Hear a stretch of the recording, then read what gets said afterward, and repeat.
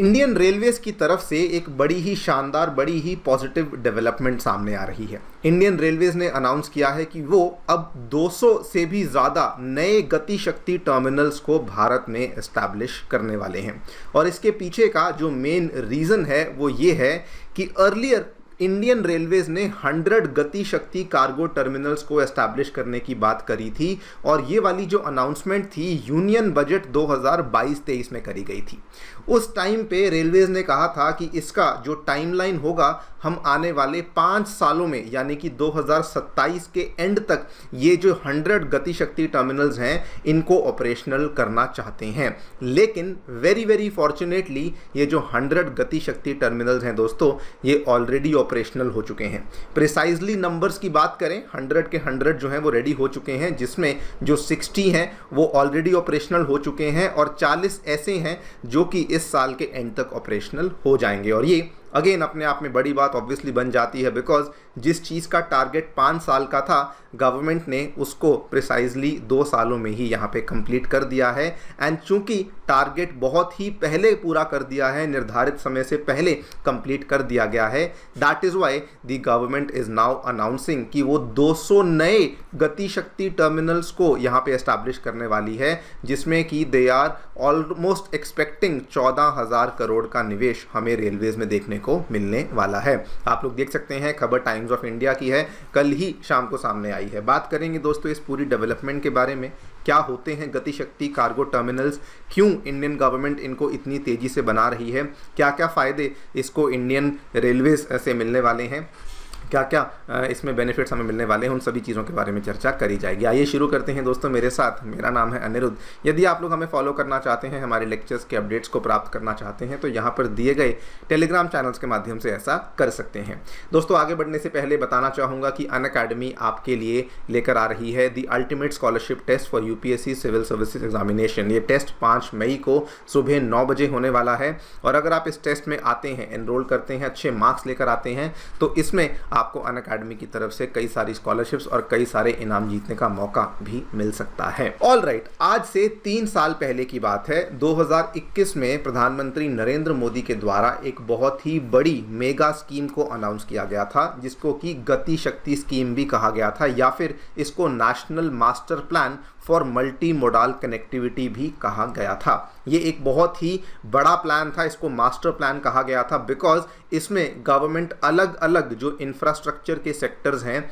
उनको स्ट्रेंथन, उनको मजबूत करने की जो प्रस्ताव थे वो सामने रखे गए थे। फिर भले वो रोडवेज हों, फिर भले वो एयरपोर्ट्स हेलीपोर्ट्स हों, फिर भले वो आपकी रेलवे ट्रांसपोर्टेशन हो, फिर भले ट्रांसमिशन नेटवर्क हो, अलग अलग चीज़ों के ऊपर फोकस करने की बात इस गति शक्ति मास्टर प्लान के तहत करी गई थी। इसी गति शक्ति मास्टर प्लान के तहत रेलवेज के लिए पर्टिकुलरली गति शक्ति कार्गो टर्मिनल्स का प्रस्ताव सामने रखा गया था, जिनको कि शॉर्ट में जीसीटी टर्मिनल्स भी कहा जाता है। ये वाले जो टर्मिनल्स थे ये प्रिसाइजली रेलवेज के लिए नॉन पैसेंजर कमर्शियल पर्पसेस के लिए डिज़ाइन करने का प्रस्ताव सामने रखा गया था। इसमें सरकार का ये कहना था कि जो भी रेलवेज के द्वारा फ्रेट की मूवमेंट होती है, जो माल की मूवमेंट होती है, जो कार्गो की मूवमेंट होती है, उसके लिए हम लोग डेडिकेटेड गति शक्ति कार्गो टर्मिनल्स बनाना चाहते हैं, सो दैट जो रेलवेज के द्वारा माल की हैंडलिंग है वो और ज़्यादा इंटीग्रेट हो सके, वो और ज़्यादा एफिशिएंट हो सके।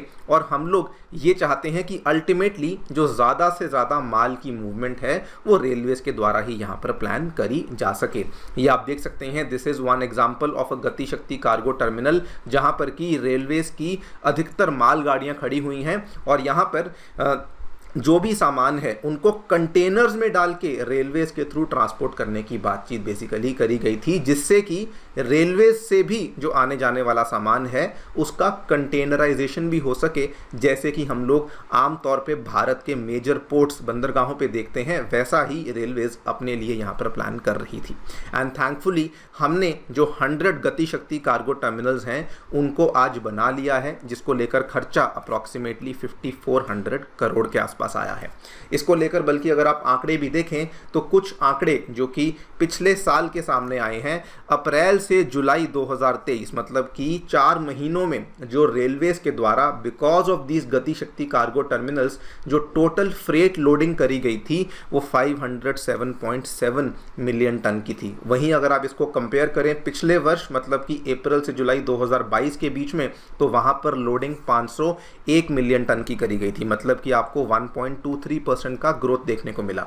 सिमिलरली रेलवेज की अर्निंग की बात करें जो कि इन गति शक्ति कार्गो टर्मिनल्स की बदौलत देखने को मिली, तो उन्हीं 4 महीनों के पीरियड में 55,459 करोड़ की हमें अर्निंग देखने को मिली, which is again a growth of 3.2% as compare to जो प्रीवियस आंकड़ा था वो 53,731 करोड़ का था। और अब क्योंकि ये बहुत सारे रेलवे टर्मिनल्स यहाँ पे एस्टैब्लिश हो चुके थे, इसका सबसे बड़ा फ़ायदा जो कि हमें ईयर एंड पे डेटा सामने आया वो बताता है कि FY24 में रेलवेज के द्वारा पूरा जो total cargo movement across the country हुआ जो कि 5500 मिलियन टन था, उसमें केवल रेलवेज के द्वारा 1600 मिलियन टन की मूवमेंट यहाँ पे करी गई थी। यानी कि परसेंटेज टर्म्स में बात करें 30% का कार्गो मूवमेंट ऑलरेडी रेलवेज के द्वारा किया जाने लग चुका है। चूँकि यहाँ पे बहुत ही शानदार परफॉर्मेंस हो रही थी, चूँकि यहाँ पे काफ़ी अच्छा ऑपरेशनल में भी एफिशिएंसी देखने को मिल रही थी, इसीलिए गवर्नमेंट ने अनाउंस किया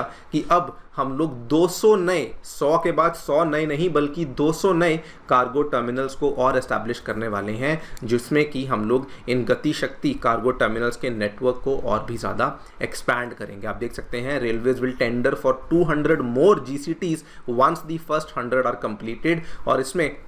जो खर्चा आएगा ये 12,000 से 14,000 करोड़ के आसपास खर्चा आएगा, क्योंकि एक टर्मिनल को बनाने में 65 से 70 करोड़ के आसपास का जो दाम है वो जनरली लग जाता है। सो दैट इज़ वाई 14,000 के आसपास करोड़ का जो खर्चा है वो यहाँ पे एस्टिमेट लगाया गया है। नाउ ये जो इतना सारा एक्सपेंशन हो रहा है इसका इंडियन रेलवेज को फ़ायदा क्या होगा? देखिए, सबसे पहले तो मैं आपको फ़ायदा बता ही चुका हूँ कि जैसे हमने यहाँ पर देखा जैसे जैसे ये टर्मिनल्स बनते जाते हैं वैसे वैसे क्या होता है कि कंटेनराइजेशन होना शुरू हो जाता है। कंटेनराइजेशन का फ़ायदा क्या है कि जैसे हम लोग मेजर पोर्ट्स पे देखते हैं ना, तो जो भारी गुड्स होते हैं जो कि भारी मात्रा में जिनको ट्रांसपोर्ट किया जाता है उनका ट्रांसपोर्ट फिर करना आसान हो जाता है। रेलवेज के अकॉर्डिंग कहा जाता है कि वो गुड्स जो कि यहाँ पर वेट गुड्स होते हैं, जो कि भारी गुड्स होते हैं, जो कि मान लीजिए जैसे सीमेंट हुआ, कोयला हुआ, उनका जो ट्रांसपोर्टेशन है वो यहाँ पे आसान हो जाएगा, और जो उनको ट्रांसपोर्ट करना चाहते हैं वो भी रेलवेज को प्रेफर करना शुरू कर देंगे, जिससे कि रेलवेज को ऑब्वियसली फ़ायदा होगा ही होगा। एंड कंटेनराइजेशन होगा तो ऑब्वियसली रेलवेज लार्जर क्वांटिटीज़ में बेटर प्लान्ड सर्विसेज के थ्रू इन गुड्स को ओवरऑल ट्रांसपोर्ट करने में और ज़्यादा जो फ़ायदा है वो भी हमें यहाँ पे देखने को मिल जाएगा। इसका सबसे बड़ा फ़ायदा जो कि रेलवेज का मानना है वो ये होगा कि अगर हम लोग और टर्मिनल्स को लेकर आते हैं तो रेलवेज का टारगेट है कि पूरे इंडिया में होने वाला जो फ्रेट ट्रैफिक मूवमेंट है जो कि फ़िलहाल 5,500 मिलियन टन पे है, रेलवेज का मानना है कि हम लोग 2030 तक अपना जो इसमें शेयर है उसको 29% से 35% तक करना चाहते हैं। ये ऑलरेडी 30% के आसपास हो चुका है। गवर्नमेंट इसको बेसिकली 35% तक ले जाना चाहती है, सो दैट रेलवेज का जो इसमें कंट्रीब्यूशन है वो बढ़ सके, एंड ऑब्वियसली रेलवेज की अर्निंग भी इस पूरे चीज़ से काफ़ी ज़्यादा बढ़ सके। इनफैक्ट